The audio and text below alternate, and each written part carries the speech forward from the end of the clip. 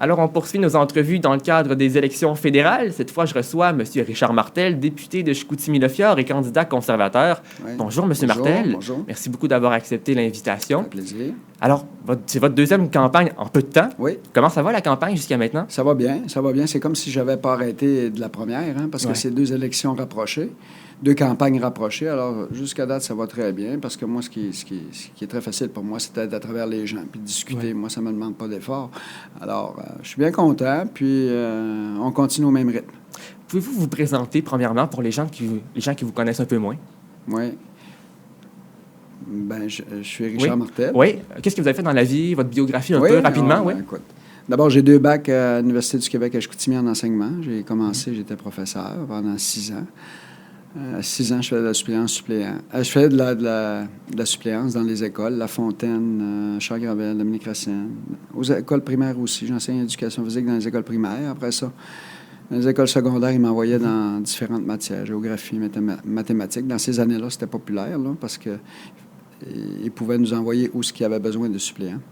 Ensuite de ça, j'ai commencé dans le hockey, puis oui, comme ça. Puis à partir de là, ça a comme explosé. Puis j'ai fait ma carrière comme entraîneur dans le hockey. Chose que je ne m'attendais pas. C'est quand j'ai commencé à diriger une petite équipe, puis ça allait bien, bien, ça montait à chaque année. L'autre année, c'était un calibre plus haut.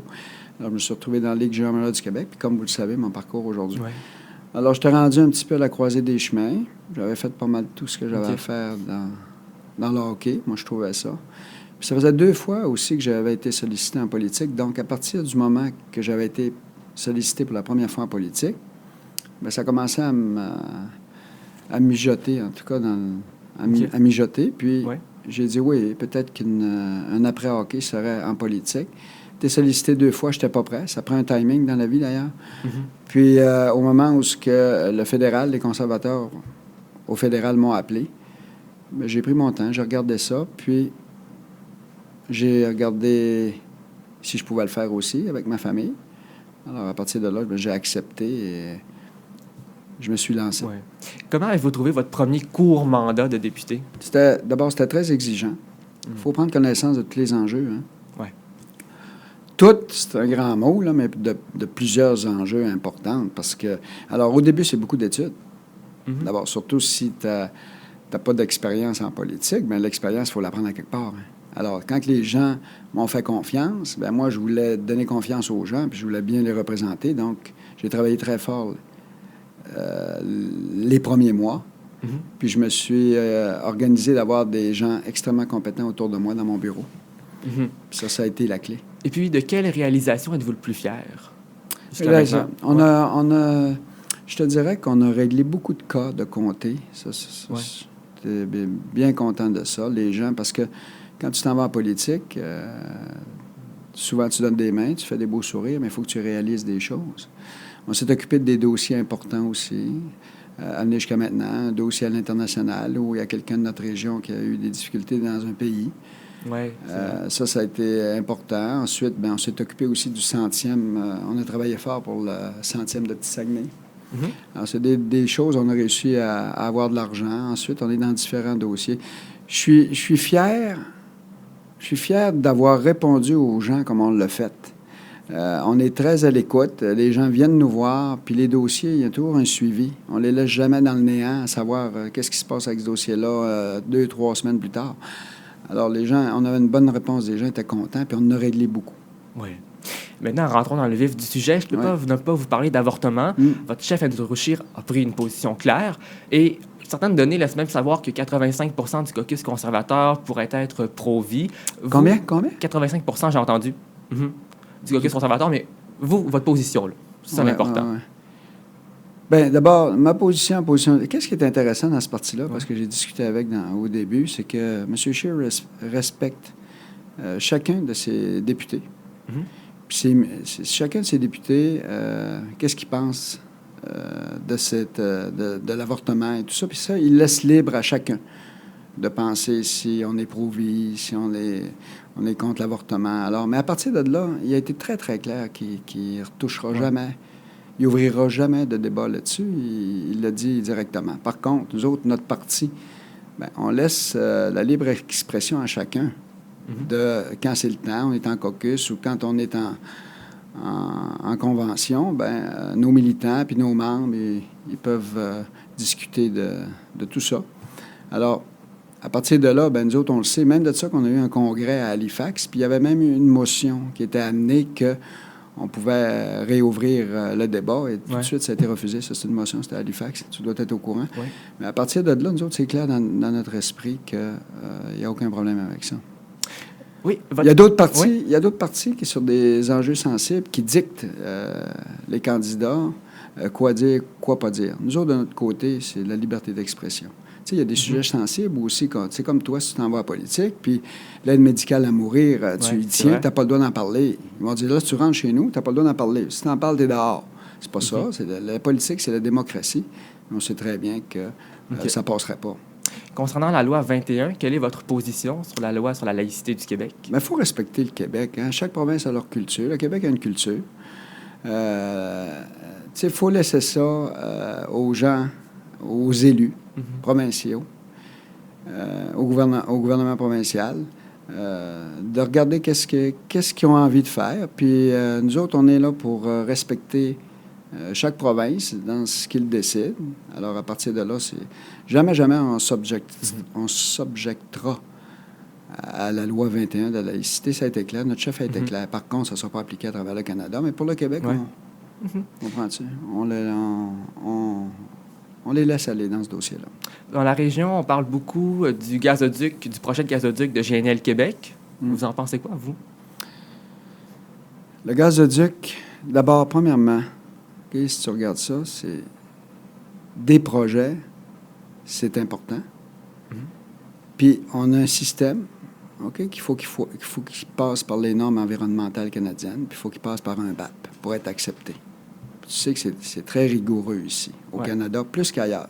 On est quasiment les plus rigoureux à travers le monde pour des projets qui peuvent amener de la pollution ou quoi que ce soit, pour l'environnement. Alors, à partir de là, quand c'est accepté, je pense qu'ici, pour la région, parce qu'on veut des jobs. Vous savez que, tu me l'as mentionné tantôt aussi, la courbe démographique est en baisse. Hein?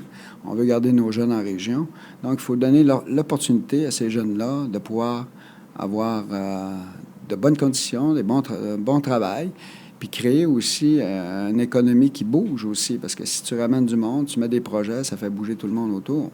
Ensuite de ça, bien, on sait qu'on veut éliminer le charbon. Donc, le projet GNL va nous aider à faire la transition puis se débarrasser du charbon, le fameux charbon. Alors, puis en plus que ce projet-là, il va y en avoir à peu près 10 projets en Amérique du Nord comme ça. Si ce n'est pas chez nous, ça va être d'un autre pays. Si c'est dans un autre pays, bien sûr qu'ils ne sont pas régis à des normes comme les nôtres. Alors, je pense qu'il faut être un leader mondial là-dedans. Puis quand on peut prendre quelque chose puis de le faire mieux, au lieu qu'un autre pays prenne le même projet puis le fasse beaucoup plus polluant, moi, je pense qu'il faut saisir l'opportunité. Et puis, également, la jeune militante écologiste Greta Thunberg, qui était de passage à Montréal, puis elle a présenté un discours devant l'ONU. Que pensez-vous de son message? Bien, écoute, je veux dire, c'est quand même bien. On voit que, tu sais, ça conscientise, ça nous rend beaucoup plus conscients, même si on l'est, mais quand on entend des discours comme la jeune Greta, puis le mouvement aussi qui se passe. Alors, ça veut dire, écoutez, là, regardez ça comme faux, puis regardez encore pour faire mieux. Parce qu'il y en a des gestes qui ont été posés déjà sur l'environnement. C'est pas vrai qu'il n'y a pas de geste qui est posé. Tu sais, tu vas parler aux entreprises, puis déjà, au niveau de l'innovation et tout ça, mais ils ont des nouveaux procédés, justement, pour réduire les émissions de gaz à effet de serre. Tu as juste à regarder l'Alcan aussi. L'Alcan, Rio Tinto, toi, tu es jeune, mais avant, là, les maisons à Arvida, où ce que l'Alcan était, il était rouge l'été, pleine de bauxite, puis il y avait énormément de smog lorsqu'il n'y avait pas de vent, puis aujourd'hui, ça s'est vraiment amélioré. Je pense qu'on est tous en transition, on est tous conscients de ça. Si tu regardes les voitures, on dépense beaucoup moins de gaz que dans les années passées. Alors, on est tous conscients de ça, puis on essaie de faire toujours mieux, puis de l'accélérer. Alors, moi, je trouve que c'est bien. Très bien. Et en quoi consiste... si vous preniez le pouvoir, là, le 21 octobre prochain, quelles seraient vos premières actions en matière d'environnement? Bien, je t'en ai parlé tout à l'heure, un petit peu. Je pense qu'il faut favoriser les entreprises qui s'en vont dans les technologies vertes. Ça, c'est important. Ensuite de ça, mais c'est sûr que la qualité de l'eau, là, les déversements des eaux usées, il faut réduire ça au minimum. Là, ça fait pas de sens. Moi, ça vient me chercher. L'eau, c'est essentiel.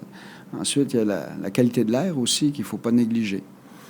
Alors, c'est dans ce sens-là. Puis les projets, puis lorsqu'on on accepte des projets en région, puis partout, il faut qu'ils soient le plus vert possible.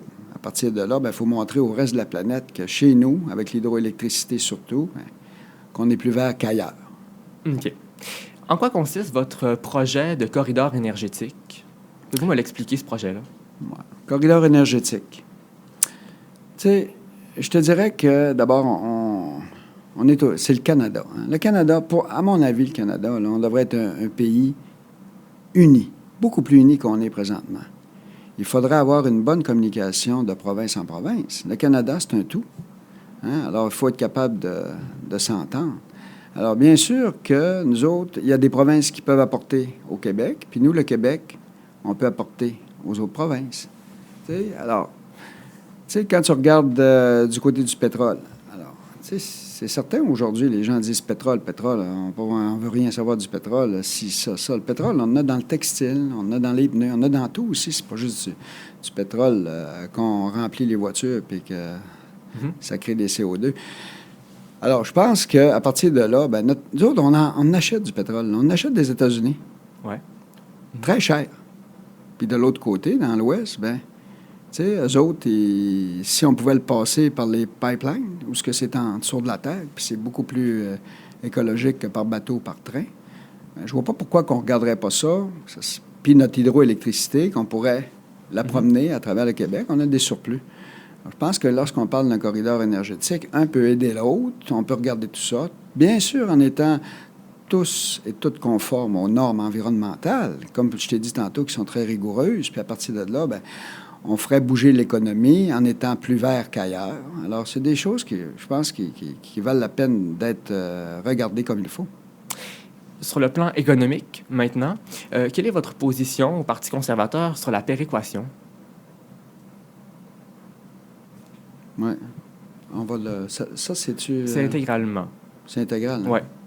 On peut passer à la prochaine question. Oui.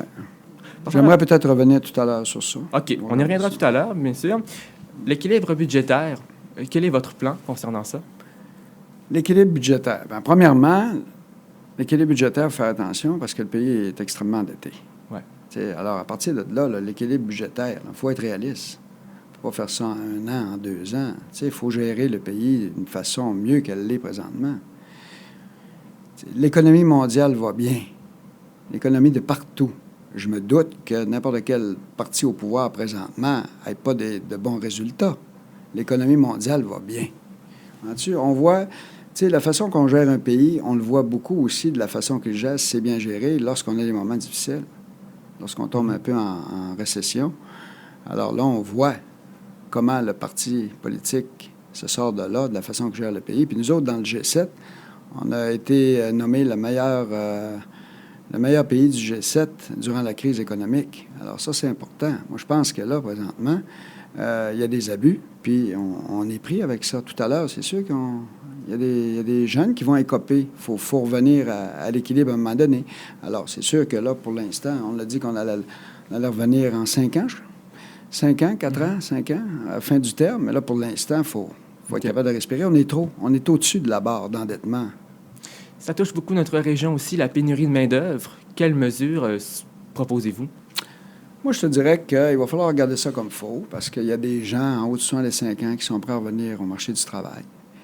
Il va falloir regarder comment on peut arranger ça, parce que souvent, on entend dire qu'ils ne veulent pas revenir, parce que là, ils n'ont pas d'avantage à revenir au niveau de la fiscalité. Ça, je pense que c'est important de regarder ça, parce qu'on a quand même de la main-d'œuvre là, qu'on pourrait aller chercher. Alors, il faut vraiment regarder ça. Puis aussi, l'espérance de vie est beaucoup plus longue qu'avant. Donc, il y en a encore à 75 ans qui sont en forme. Hein? Puis 75 ans. Ouais. Alors, ils sont capables de donner dans des endroits où, on a de la difficulté dans les restaurants, un peu dans des jobs où ce que la main-d'œuvre est importante. Ouais.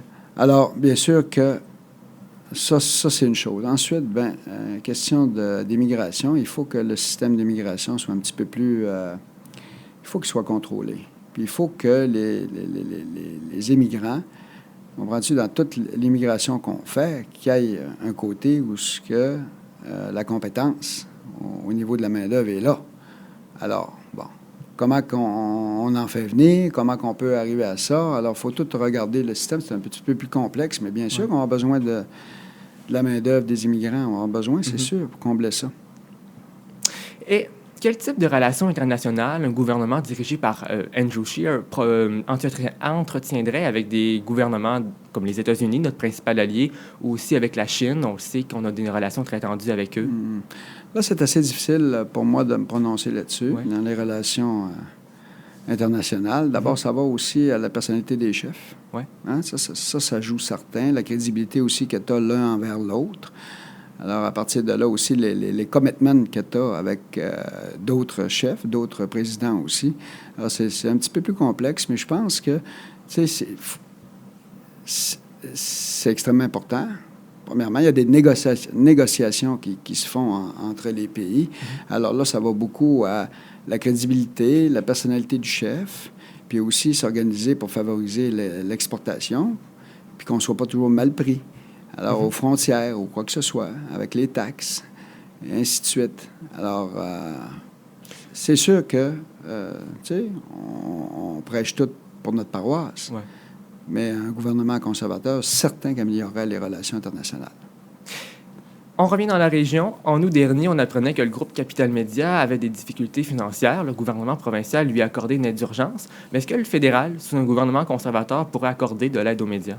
Je pense que c'est faut regarder un petit peu le plan de... Il faut qu'eux autres s'assoient et regardent aussi leur plan de fonctionnement. Je ne crois pas que si le gouvernement injecte continuellement, je ne pense pas que c'est à nous de faire ça, parce qu'à un moment donné, même le provincial a injecté, puis on dit, là, il va falloir, là, on leur donne, c'est un deadline, hein, parce qu'après ça, il faut qu'ils se restructurent, qu'ils retrouvent de nouvelles façons de fonctionner, parce qu'on ne peut pas tout le temps patcher comme ça, en donnant de l'argent à court terme. Alors, je pense qu'on va voir un petit peu dans le futur, mais le message a l'air d'être bien compris, que là, présentement, ils se prennent en main, puis ils essaient de se... Comment je te dirais? Pas de se restructurer. Ben oui, peut-être une façon de se restructurer ou trouver des groupes par eux-mêmes qui pensent que ça va être... qui ont la ferme intention que ça soit rentable. Hein? Puis de regarder le plan qu'ils vont utiliser. Et en terminant, dernière question, l'amphithéâtre plus à Saguenay, possiblement qu'Ottawa pourrait investir. Vous, quelle est votre position? Ma position, c'est que c'est difficile à me prononcer parce que c'est le municipal qui dépose, c'est déposé. Le provincial, après ça, il faut attendre ce que le provincial va décider. Moi, si tu m'enlèves la politique, tu me demandes, je suis un ancien coach. Comprends-tu? On veut tout avoir une nouvelle aréna, c'est un beau cadeau pour nous autres. Mais il faut attendre si le provincial va de l'avant. Alors, à partir de là, si le provincial va de l'avant, bien là, on s'assoit puis on regarde ça comme il faut pour voir quelle participation on peut amener. Monsieur Martel, merci infiniment pour votre temps aujourd'hui. C'est bien gentil. Bonne fin de campagne. Merci beaucoup.